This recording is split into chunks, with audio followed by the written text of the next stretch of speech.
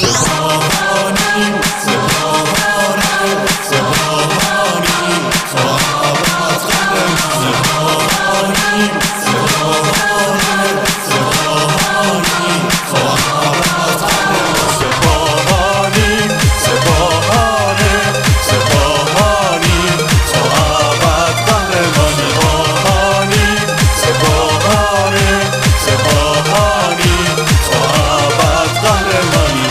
این ترانه رو میخونم تا همه دنیا بدونه این سپاهان منه که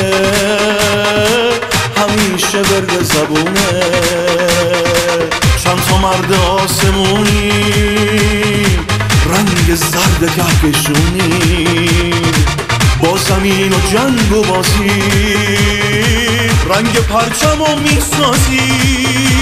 سپاهانیم سپاهانیم سپاهانیم تا ابد قهرمانیم سپاهانیم سپاهانیم تا ابد قهرمانیم سپاهانیم سپاهانیم تا ابد قهرمانیم سپاهانیم سپاهانیم تا ابد قهرمانیم. اصفهان یعنی شهر تمدن، شهری که آره زرد قلم روش، یه تیم از نسل آفتاب، پرچم بالا سطح توی آسمان، یه چهار ماندگار، الگو واسه صد تا تازه کار، یه کاپیتان از جنس محرم با 80 جام که مونده یادگار. پرچم زرد یعنی اش، یعنی پرچم من توی دستم، پس بیرق زرد هوادارم توی ارتش زرد. سپاهانیم قهرمانیم ما جاودانیم، اینه 10 سال آسیایی، ما یه قطب فوتبال توی اصفهانیم. ما